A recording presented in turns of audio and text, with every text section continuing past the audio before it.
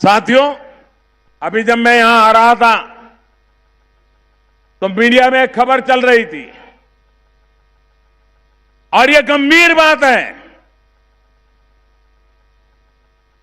कांग्रेस के एक बड़े सहयोगी दल महागठबंधन के सूत्रधारों में से एक, महागठबंधन के सबसे तगड़े साथी नेशनल कॉन्फ्रेंस फारूक अब्दुल्ला साहब, उनके बेटे उमर अब्दुल्ला साहब की पीढ़ी प्राइवेट कंपनी, इस नेशनल कॉन्फ्रेंस ने बयान दिया है कि कश्मीर में अलग प्रधानमंत्री होना चाहिए।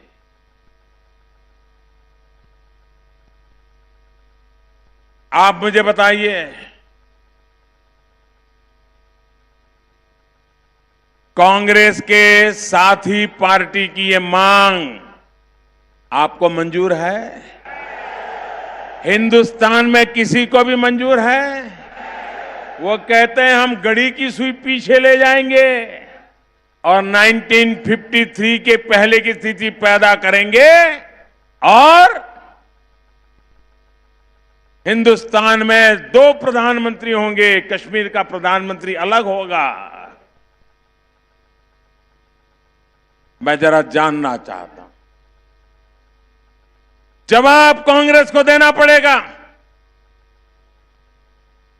महागठबंधन के सभी पार्टनरों को जवाब देना पड़ेगा, इस चुनाव में उनको जवाब देना पड़ेगा। क्या कारण है कि उनका साथी दल इस प्रकार की बात बोलने की हिम्मत कर रहा है?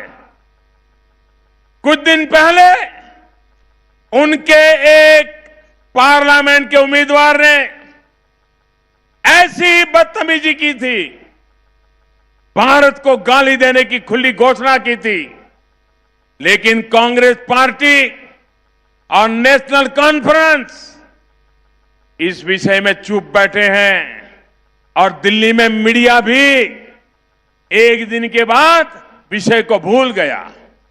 आज उन्होंने दूसरी हरकत की है। उन्होंने कहा है कश्मीर का अलग प्रधानमंत्री होगा। मैं इन महागठबंधन के सभी साथियों को पूछना चाहता हूं, बंगाल की दीदी, बहुत चिल्लाती हैं आप, जरा जवाब दीजिए। ये नेशनल कॉन्फ्रेंस आपके साथी हैं,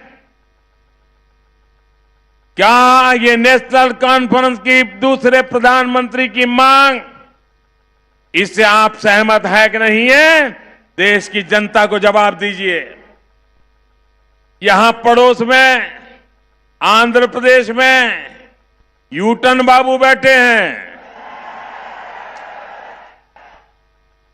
ये यूटन बाबू अभी 2 दिन पहले वो बड़ा स्पेशल गमछा लगा करके फारूक अब्दुल्ला के साथ जुलूस निकाल रहे थे।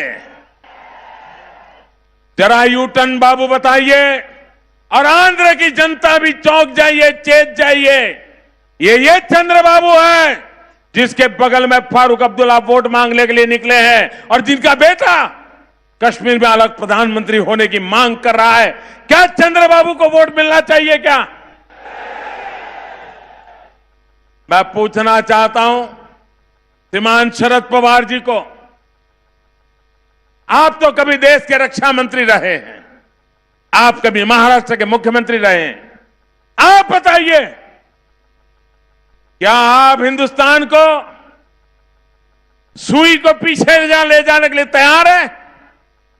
1953 के पहले उसी तरह आप कश्मीर में प्रधानमंत्री बनाने के लिए आपके इन साथी दलों के रवैये से सहमत है क्या? साफ कीजिए। मैं श्रीमान एचडी देवगौड़ा जी से भी पूछना चाहता हूं, देवगौड़ा जी, आप देश के प्रधानमंत्री रह चुके हो, आपका बेटा मुख्यमंत्री है, आपके परिवार के सारे लोग इस लोकतंत्र में वोट की राजनीति का मजा ले रहे हैं।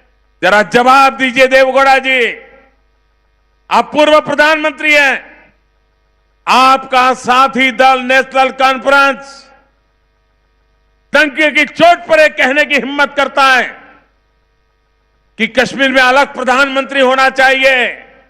देवगौड़ा जी, कर्नाटक की जनता को जवाब दीजिए, क्या आप ये प्रधानमंत्री होने की सपने देखने की बात को ऐसे लोगों के साथ चलना चाहते हो या नाता तोड़ने को तैयार हो? साथियों, देश को बांटने की इसी मानसिकता ने भारत का बहुत बड़ा नुकसान किया है।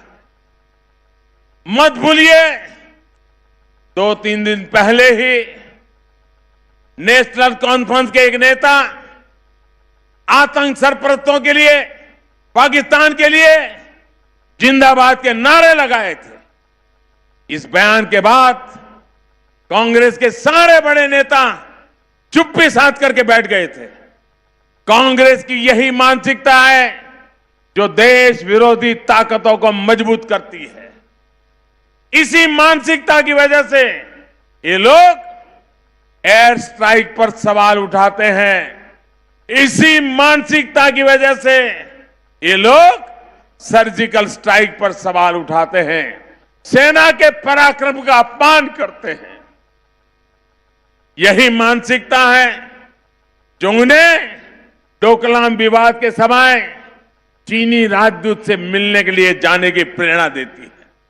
इसी मानसिकता की वजह से ये सेना को गाली देते हैं, सेना को कटघरे में खड़ा करते हैं। इन लोगों को मैं कहना चाहता हूं, कान खोल करके सुन लीजिए। अरे चुनाव तो आएंगे जाएंगे, लेकिन ये लोग लिख करके रखे, जब तक मोदी है, जब तक मोदी है, आपकी साजिशों को कभी कामयाब होने नहीं देगा।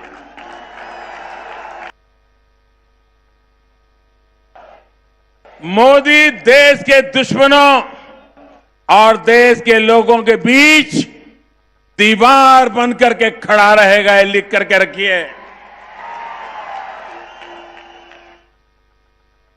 और ये जरा नेशनल कॉन्फ्रेंस वाले भी समझ लें, ये पीडीपी वाले भी समझ लें।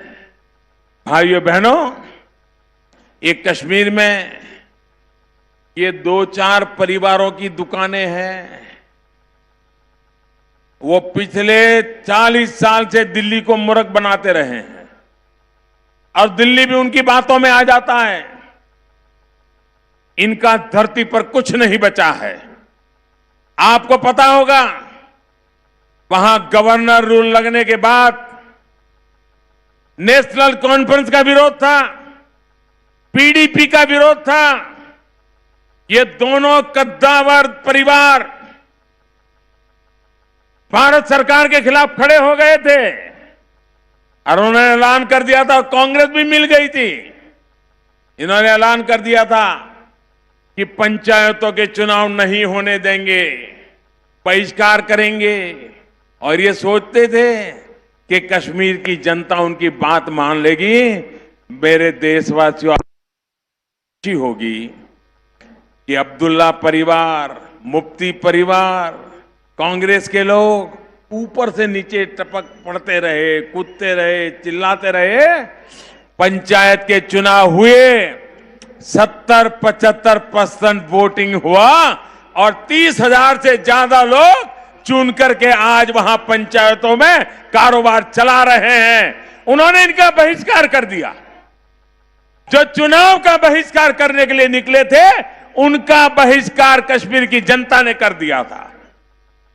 जिनका धरती पर कुछ नहीं बचा है, वो कांग्रेस के लोगों के कुर्ते पकड़ पकड़ करके देश को धमका रहे हैं। अब जमाना चला गया, कांग्रेस नहीं है, मोदी है। जम्मू हो, कश्मीर हो, लद्दाख हो, वहां के नागरिकों के लिए हम अपनी जान देने के लिए तैयार, लेकिन इन ठेकेदारों को अब सहने के लिए तैयार नहीं है।